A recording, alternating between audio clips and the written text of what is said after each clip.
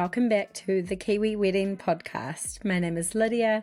I'm a wedding photographer at Lydia Rachel Photography and your host. I'm so excited because this week we have our in-person event for the podcast. If you're listening to this right when it comes out, it is in Auckland this Sunday, the 31st of August, and it's going to be incredible. We have the amazing Trish Peng, Kate Solley and Astrid from PS I Love You as our guest speakers. The goodie bags are looking good, guys. They just keep getting better with a few amazing last minute additions. And it's going to be a beautiful morning. There's going to be cake, there is going to be drinks, and yeah, just a really great chance to connect with people in the same season and also wedding vendors as well. You are welcome to bring your partner. There is going to be a bunch of people coming by themselves with their mum, whoever you like. So if you have been thinking about coming, I still have a few tickets left and I would love to see you there. I'm giving away a few secret little discount codes this week. So if you send me a DM on Instagram and say that you'd like to come, I might just give you one. That's an exclusive for anyone that is listening to the podcast straight away, just for you. On today's episode, I'm chatting with the lovely Emma.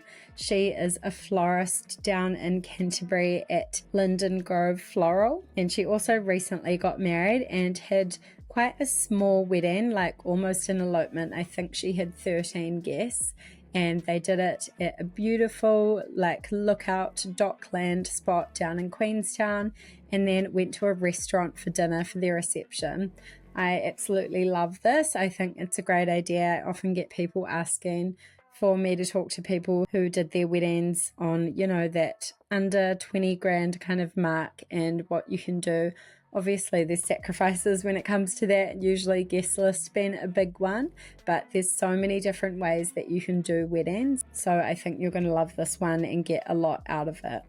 I've had a few florists on lately actually, but they all have really unique stories and different ways of doing things, so I'm more than happy to have them. We chat through Em's love story and how the whole planning process went, doing her own flowers, prioritizing family but keeping things really intimate, skipping a lot of the formalities and keeping it nice and chilled. And we chat all about her business, how she got into doing florals, her style and what it looks like to work with her. We also chat about trends, how buttonholes are cute but sometimes annoying, and so much good stuff. So thank you so much for listening. I feel like I don't always say that, but I'm so grateful to each and every one of you that tunes in, and I love chatting with you on social media, so always feel free to send me a DM. If you have any questions, suggestions, need a bit of advice with your wedding planning, I love to help. Enjoy episode 110 with Emma. Hi, Emma. Thank you so much for joining me on the podcast today. I'm so excited to chat all about your wedding and being a vendor as well. Thank you. Lovely to be here. Yay. So we'll start a bit with your story. If you could tell us a bit about you and your partner, how you guys met and your life together. So Rich and I originally met in the UK, doing the whole Kiwi OE experience. We just met on Tinder.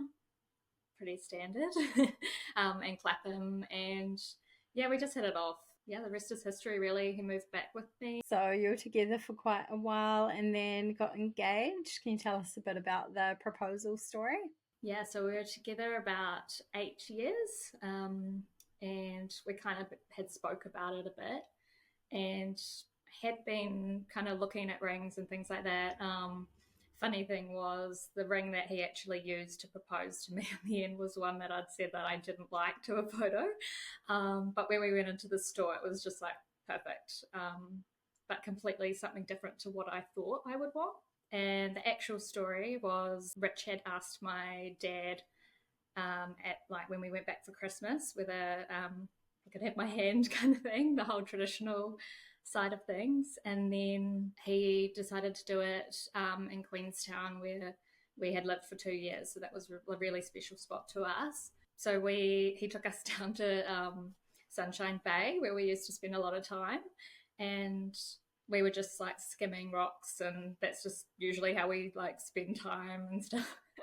And he like suddenly turned around and like, you know, pulled out the ring, and yeah, it was just one of those experiences really.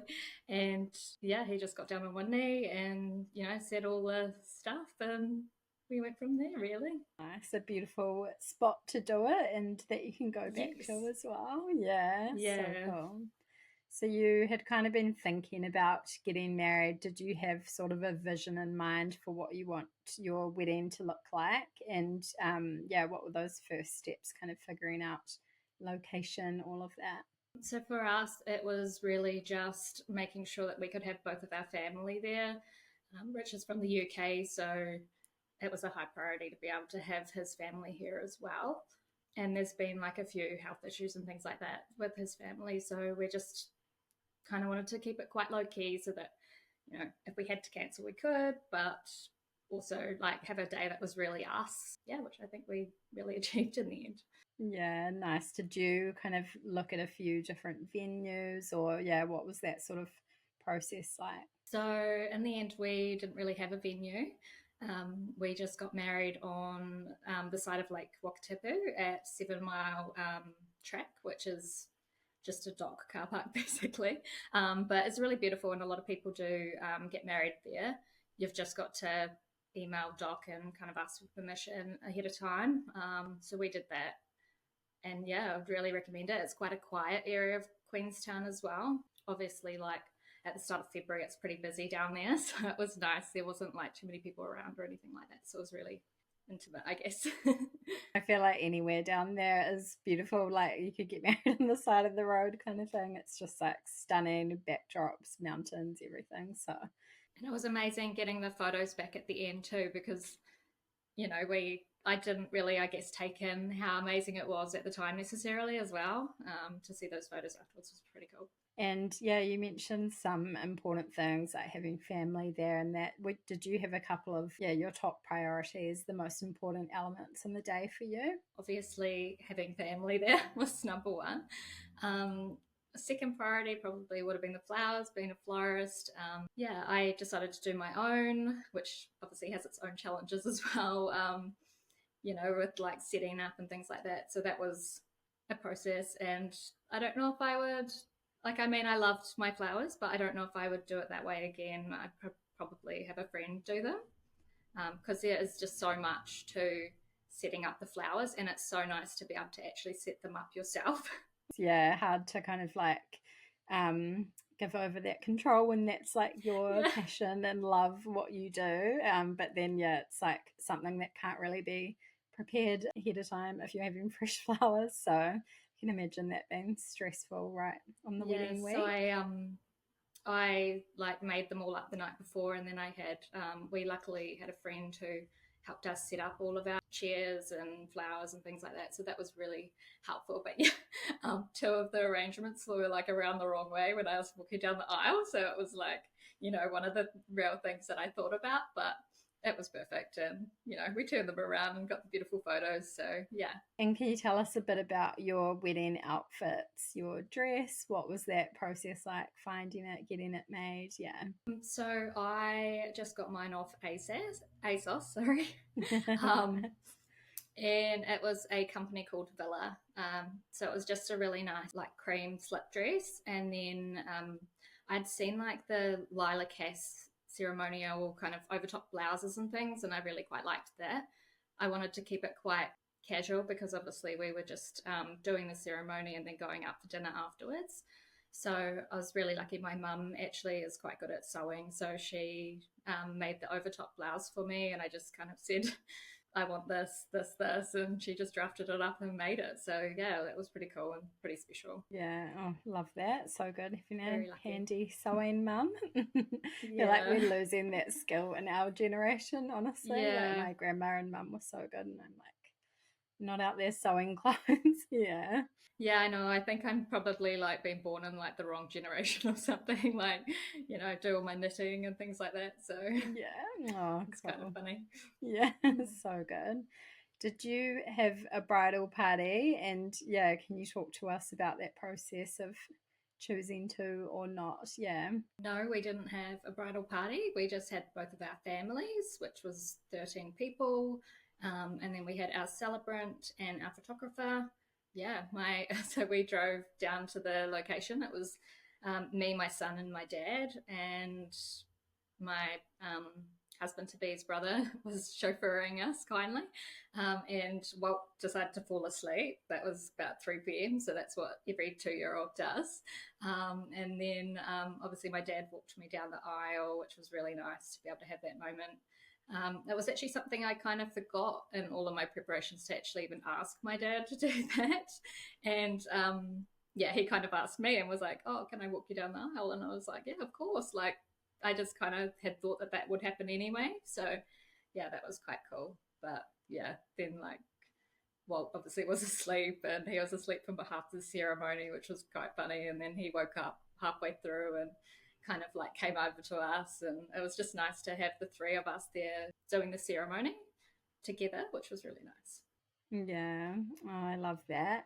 Yeah, so like special and intimate, keeping it small and yeah, like almost like a elopement, you would say. But yeah, can you tell us a bit more about the thought process behind that? Did you ever consider having like a bigger wedding, or yeah, what made you kind of decide to keep it small? I think if I was in my early 20s, I probably would have had the really big wedding, but obviously it's a little bit later on, mid 30s. So I've kind of done quite a lot of traveling, and we've not really been in one place for a huge amount of time. So we've got a lot of friends spread out around the place. So yeah, we just decided that we would prefer to keep it small, and yeah, because it is quite a big ask to ask people to come out from the UK and likewise. So yeah, so we kind of thought that we might just have like a party here with our friends here afterwards, and then like maybe do one when we go back to the UK next time.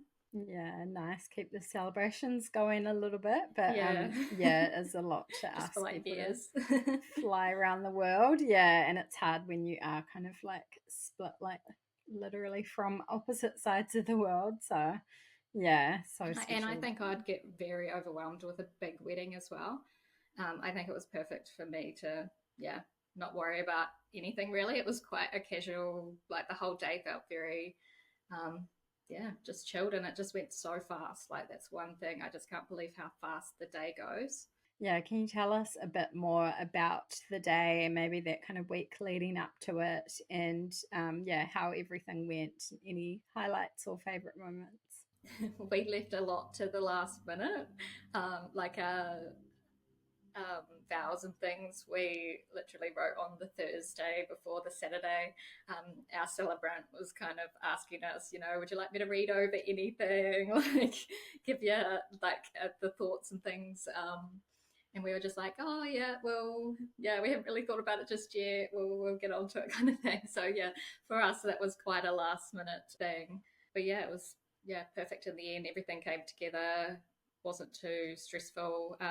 Obviously, I had flowers arriving during the week that we had to transport down with us when we went down, and yeah, that was probably it really. In the week leading up to, obviously, there's all those beauty appointments and things like that as well, that do take up a lot of time and planning and things like that. Yeah, so good. Did you have your own weddings you were doing flowers for around that time, or did you manage to kind of have a bit of a gap for your own? I was really lucky. My flowers were mainly spring last year, and then it just worked out perfectly. Actually, like I had not many in December at all, and then I had a couple in January, and then I had one the week before and one the week after, and then my little brother got married 2 weeks later. So Yeah, yeah, it was pretty full on, but yeah, it yeah. worked out perfectly in the end. So it was just, yeah, when inquiries come through and things, it just worked out perfectly. So yeah, someone must be looking down on us. Yeah. So good. And yeah, can you tell us a bit more about the day? So you had the beautiful ceremony by the lake, and then did you do photos on to dinner? Yeah. We had the ceremony, and then we had a few bubbles and things like that with our family. Just let the boys kind of play around, so that was really cool. They got so into the ice, it was so funny. They just loved it. And then we went with our photographer just like a couple of minutes down the road to the spot where we got engaged, and we did that we took photos there, which came out perfectly. It was like the perfect timing, like for lighting and things like that. Like I'm sure every photographer's dream. So yeah, we couldn't have planned that better, but we really tried to have a location that was close to where we were. And obviously Sunshine Bay, that was where we, got engaged and where we used to spend our evenings when I used to live down there. Yeah, so it was perfect. Wee spot. And so you decided to do a restaurant dinner instead of like the full reception. Where did you end up Yeah, going? so we went home and we cut the cake, did all that celebration with the boys, and then we left the boys with my friend who kindly set up the ceremony for us as well. She babysat the three boys whilst we went out for dinner. We went out to Botswana Butchery on the Queenstown lakefront there as well. And they were perfect as well. We just had like a room to ourselves. Yeah, because we were like walking in, everyone was like congratulating us and stuff. It was such a weird feeling, but yeah, we did that, and then they said basically we could have like an a la carte menu or we could have planned menus, and we just decided to go for a la carte because why wouldn't you? I guess everyone has different choices, and yeah, it was perfect for us. Oh, I love that. It just sounds so relaxed and chill, and like I don't think people think about doing that. Like there's so much more planning that goes into a full reception and stuff, but you can just totally go to a restaurant. I love that. And Yeah. so many of them have those private rooms. And yeah, and did you do speeches or dancing there, or was it just like chill dinner No, party it vibes? was Yeah. very chilled. And to be Yeah. honest, I was quite tired by the end Oh, of the yeah. day. You're like, um, I'm done. yeah. No, we just chatted and yeah, just had really nice dinner, and yeah, then we kind of went home, and my mother-in-law gave us some cards and things from people, and we just kind of sat and read those, which was quite nice. And yeah, had another drink together, and yeah. And because we stayed at a really nice place called Tonic Lodge, which was one of the only places really in Queenstown that catered for like so many people, because we wanted to have both our families together. And yeah, they were kind of on Queenstown Hill and just had really beautiful views and things like that. So we decided to stay there for like 4 days. So that was kind of part of the whole celebrations as well, which was nice. Yeah, cool. It's kind of like a group holiday altogether. Yeah. Yeah. What did you find the hardest part about the whole wedding planning process? Is there anything you look back on and regret or would have done a little differently? I mean, for us, it was pretty low key. So there wasn't like heaps and heaps of planning to do. But if I'd done a big wedding, I definitely would have got a planner, because it can get so overwhelming in those last few weeks. Even I was like thinking, what have we paid deposits for? What have we not paid deposits for? What is going to come up financially and things like that last minute. But yeah, So chill and relaxed. I love it. it was very chill. Yeah. Yeah. Did you guys have a like wedding budget? Did you have a figure in mind, if you're happy to talk about that, or yeah, what that side of things was like? We didn't have a budget as such. We just kind of planned, and as it all kind of came up closer to the time, we just put it all into a spreadsheet and just knew what we had to pay for in the end. But we managed to do it for like 13 all up, with like accommodation, rings, dinner. So yeah, it was very affordable. Obviously I did my own flowers, so that kept that at a reasonable amount, even though it was still quite a lot. Yeah, so good.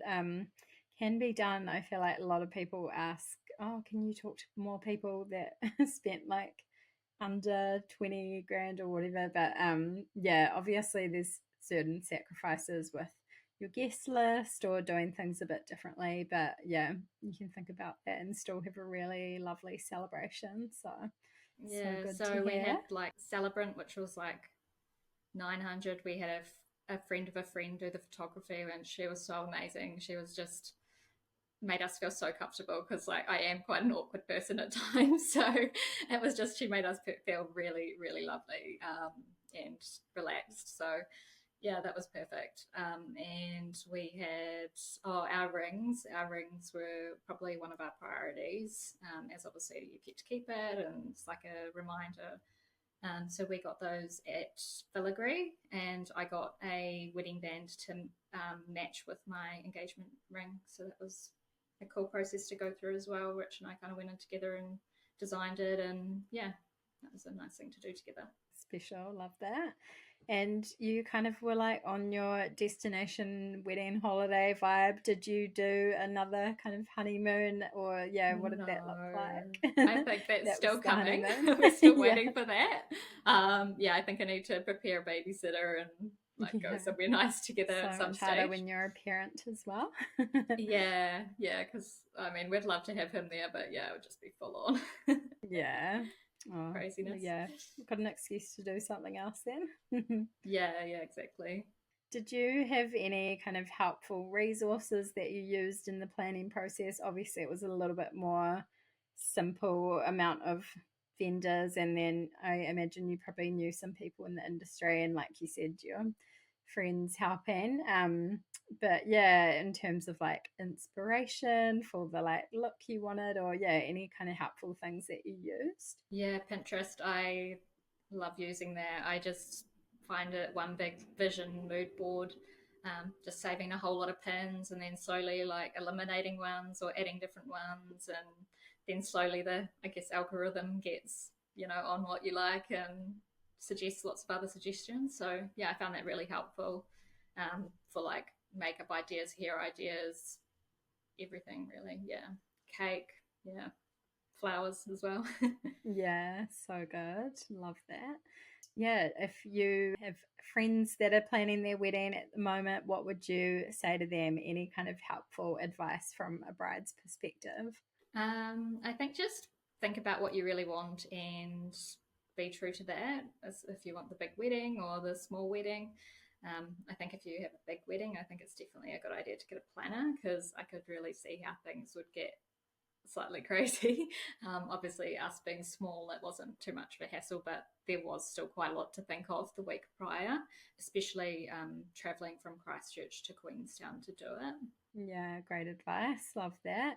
And what is married life like now? Do you feel like you had any post wedding blues? No, I don't think we did have any post wedding blues as such. It was just quite nice to kind of remember why we're doing this, and yeah, it was a really special moment because we'd gone through quite a lot prior to the day. We lost a baby a month before the ceremony, so yeah, that was quite a big thing. So it was quite nice for us just to kind of regroup and have something to look forward to, and yeah, just remember why we're in it and kind of say our vows to each other. And yeah, so yeah, there was, I feel like, a lot of extra love after the wedding, if that makes sense. And obviously we've been so busy the last few months as well, so I feel like if there's any wedding blues, it's probably only just like starting now going into winter.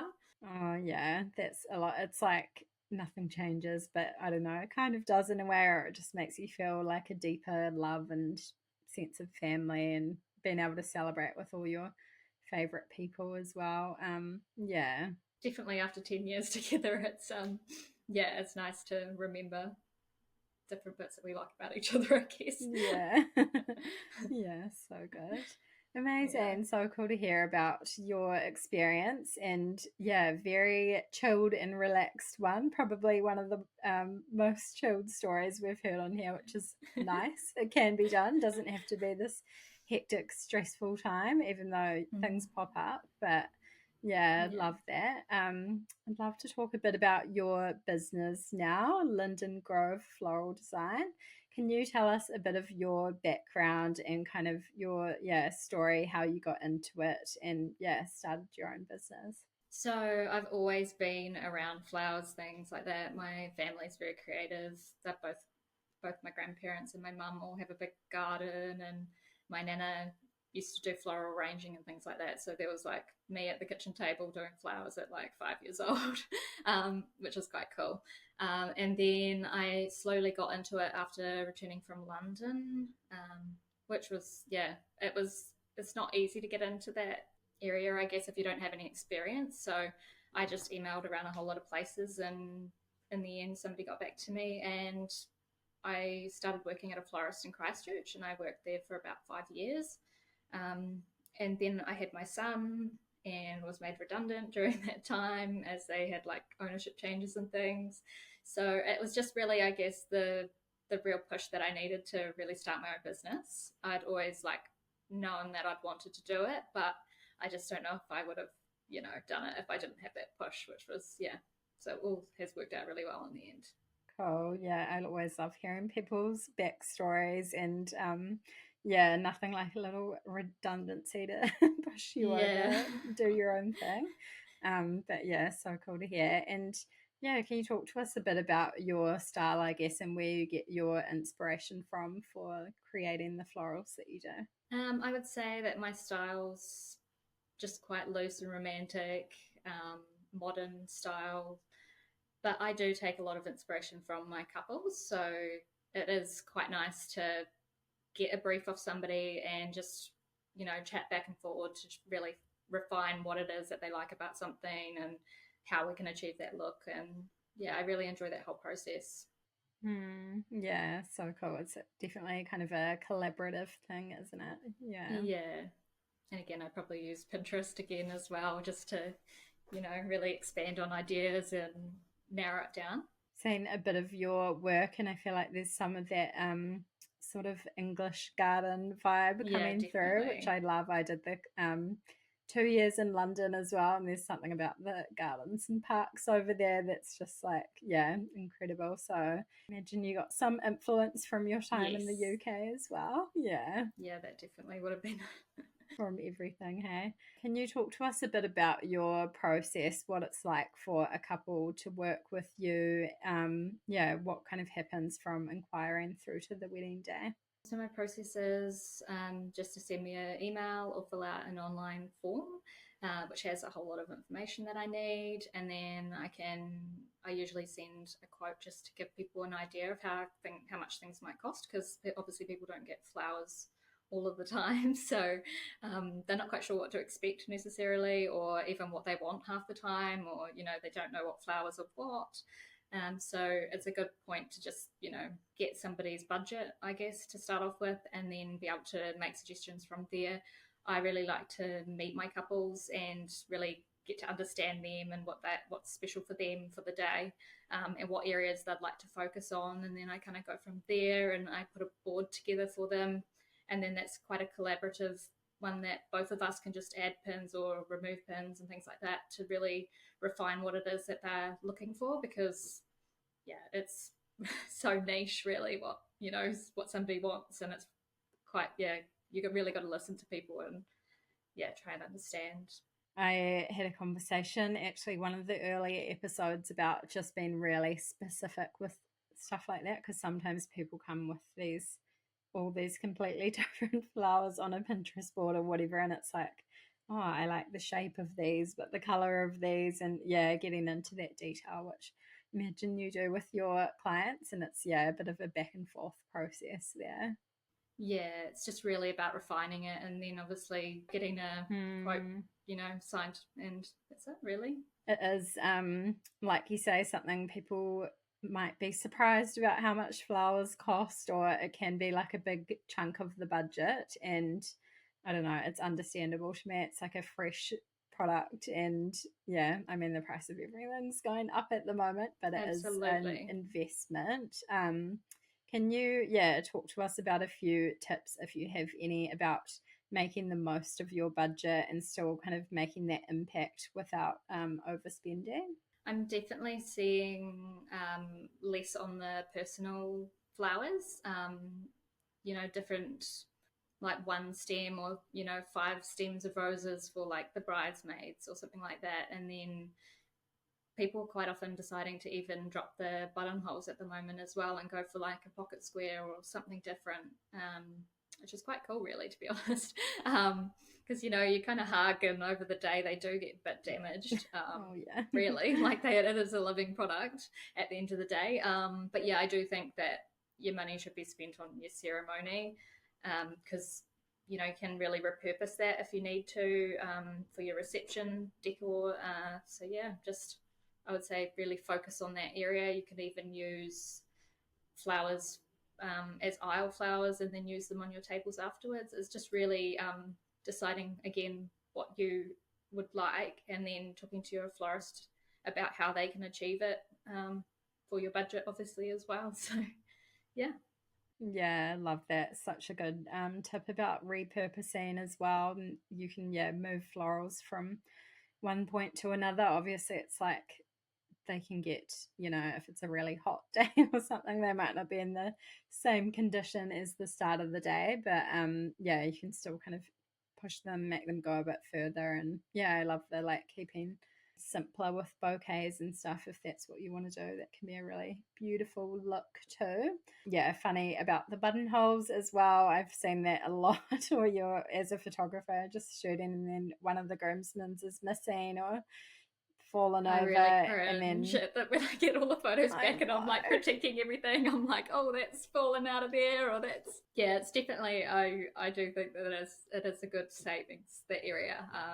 But yeah, it's probably not a huge savings really in the scheme of things. So if like that is the look you like, yeah, go with it. But yeah, there's other options, like you say, the pocket Yeah. square or whatever. And there's been so many times as a photographer that I've put the buttonholes on as well. That is a skill many of us have now, because so many Nobody people knows how to. don't know how to do that. Which is fair enough. It's And not no what matter we how do much you today. show people as well when you arrive and you're delivering the buttonholes and you're saying, hold it this way, even with bouquets as well, it's like, you're like, hold it this way, and it's like backwards in the photo or whatever. So get the little photo of you pretending to do it and then I'll do it for you. yes, yeah. So yeah, it's great to have a great photographer too who like, can really iron on everything and say, yep, that's looking good, or like turn that around, or really, yeah. Yeah, some people do the like magnet ones as well, but I've had them some horror stories with them, Yeah, or I've they're not had not great working. experiences. I just feel like it's too top heavy, and it just Yeah, it and just will if you flop have down. quite like a thick jacket, or they can be really frustrating too. So yeah, niggly stay away little from things. the magnets. Have you kind of noticed any trends at the moment with florals in New Zealand that you've been seeing over the season, or you think we'll be seeing more of? I think that plinths are slowly starting to be less popular. I'm seeing quite a few of the asymmetrical arches coming through, which is really exciting. I think they look amazing. And also the whole backdrop style, full of flowers around and that sort of thing is looking quite popular. And yeah, my other thing was probably going to be the buttonholes again. People not going for them as much. Yeah, keeping it simple in ways. Yeah, so interesting to hear. And yeah, do you have any advice kind of from that vendor's perspective, any little tips for people around their florals and wedding planning at the moment? Yeah, I reckon just really do your research, find out what you like, find out what your style is that you like, because there's so many different styles. Quite often we'll get inspiration and there's like 5 different styles in it. So that is where it's really great just to, reach out and talk to a florist and really find out, what your style is, even if you're not sure on what it is. They'll be able to pick that out and help you to achieve the look that you're after. Yeah, I think that's probably the most popular thing, like really talking to your vendors and realizing what you need to know ahead of time as well. Yeah, such great advice. It can be really overwhelming with social media and Pinterest and everything. There's so many like cool trends and designs and stuff out there, and really hard to refine that sometimes. So great advice to just talk to someone that is, a professional in the area, can really help you hone in on your style. Yeah. And don't be afraid to, like we're all, willing to help. And it just, I think it really needs to be something that's about you at the end of the day. And you really just need to go for something that you like. I'm not a huge one on trends. I just, I really like classical flowers that just won't date. And your personal style. Yeah, so good. Been having a few conversations like that lately about how people are obsessed with making things timeless, which is like nice to have that, like, that it doesn't date and it kind of classic style, but then also just really leaning into what they personally love, and whether that's like colors or whatever. Yeah. And if it is a trend, don't be worried that it's a trend. It's something that you love. So yeah, I think it's really important. Yeah, exactly. And I think it's always going to be this like moment in time that you're going to look back on. And so I'm just like, be bold, do what you want to do. Yeah. Be bold, be you. Yes. Unapologetically. Sounds like cliche, but it's Yeah. cliche for a reason. Lean in. Exactly. Yeah. Yeah. Definitely. Amazing. It's been so lovely to chat to you today. Is there anything else you wanted to add or that we missed as we wrap up? No, I think that pretty much covers it all. Oh, so good. Thank you so much for coming on. No worries. Thank you. Nice to meet you.